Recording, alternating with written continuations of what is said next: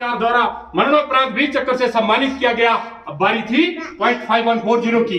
0.5140 को रिकैप्चर करने का टास्क 13वीं बटालियन था जम्मू एंड कश्मीर राइफल के कैप्टन विक्रम बत्रा को दिया गया। सर इस तरफ आ जाए, हम थोड़ा सा फौजी आदमी, हमें पीठ पीछे अच्छा नहीं लगता ना।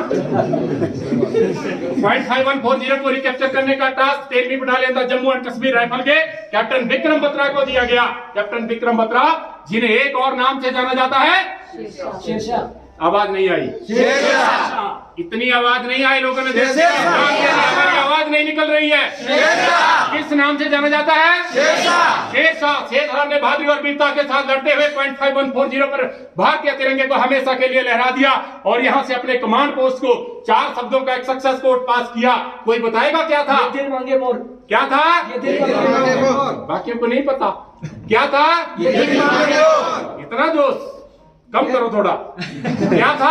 ये दिल मांगे मोर, क्योंकि कैप्टन विक्रम बत्रा यही रुकने वाले नहीं थे, उनका दिल अभी और मांग रहा था। 0.5140 पर भारतीय तिरंगे को फहराने के बाद कैप्टन विक्रम बत्रा 0.4875 की ओर अग्रसर हो गए, लेकिन 0.4875 पर भारतीय तिरंगे को फहराने से चंद क्षण पहले यहां पर वो बहादुरी और वीरता के साथ लड़ते हुए वीर गति को प्राप्त हो गए।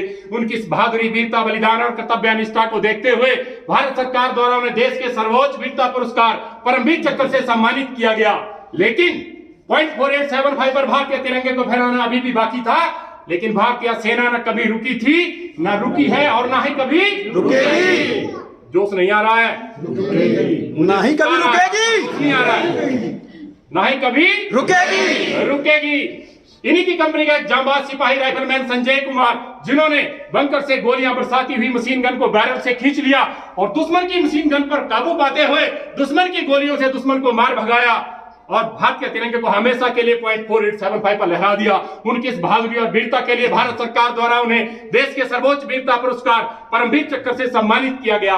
अब बारी थी असंभव सा प्रतीत होने वाले टाइगर हिल की। मैंने यहाँ पर एक शब्द का इस्तेमाल किया, असंभव सा प्रतीत होने वाला, लेकिन भारतीय सेना के लिए ना कभी कुछ असंभव था, ना ही है और ना ही कभी रहेगा। टाइगर हिल को रिकैप्चर करने का टास्क एक बार फिर से 18 बटालियन था ग्रेनेडियर रेजिमेंट के लेफ्टिनेंट बलवान सिंह को दिया गया। लेफ्टिनेंट बलवान सिंह, जो कि घातक टीम का नेतृत्व कर रहे थे, अपनी टीम के साथ अपना सामान पीठ पर लादे भूखे प्यासे 3 दिन तक पैदल चलकर टाइगर हिल पर पहुंचे और इन्हीं की टीम के एक जांबाज सिपाही ब्रिगेडियर योगेंद्र सिंह यादव, जिन्होंने 17 गोलियां लगने के बावजूद दुश्मन को टाइगर हिल से मार भगाया और भारतीय सेना के आगे बढ़ने का मार्ग प्रशस्त किया और यहां से जीवित वापस लौट कर आए। उनकी इस बहादुरी और वीरता के लिए भारत सरकार द्वारा उन्हें देश के सर्वोच्च वीरता पुरस्कार परमवीर चक्र से सम्मानित किया गया। इस प्रकार भारतीय सेना द्वारा द्रास और कारगिल सेक्टर के सभी पोस्ट रिकैप्चर कर लिए गए। अब बारी थी बटालिक सेक्टर की। बटालिक सेक्टर में जुबेर हाइट, जो हमारे लिए बहुत महत्वपूर्ण था, क्योंकि भारतीय सेना के आगे बढ़ने का मार्ग यहीं से प्रशस्त होता था। जुबेर हाइट को रिकैप्चर करने का टास्क 1st बटालियन था बिहार रेजिमेंट को दिया गया। वीर बिहारियों ने कमर कसते हुए जुबेर हाइट पर भारतीय तिरंगे को लहराया और यहां से भारतीय सेना के आगे बढ़ने का मार्ग प्रशस्त किया। अब बारी थी खालवार की। खालवार को रिकैप्चर करने का टास्क 111 गोरखा राइफल के कैप्टन मनोज कुमार पांडे को दिया गया, जिन्होंने बहादुरी और वीरता के साथ लड़ते हुए भारतीय तिरंगे को हमेशा के लिए खालवार पर लहरा दिया, लेकिन यहां पर बहादुरी और वीरता के साथ लड़ते हुए वीर गति को प्राप्त हो गए। उनकी इस बहादुरी, वीरता और बलिदान के लिए भारत सरकार द्वारा उन्हें मरणोपरांत देश के सर्वोच्च वीरता पुरस्कार परमवीर चक्र से सम्मानित किया गया।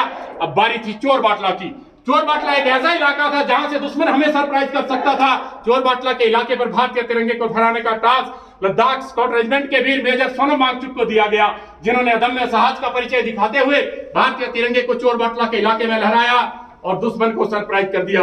उनके अदम्य साहस और बहादुरी के लिए भारत सरकार द्वारा उन्हें महावीर चक्र से सम्मानित किया गया।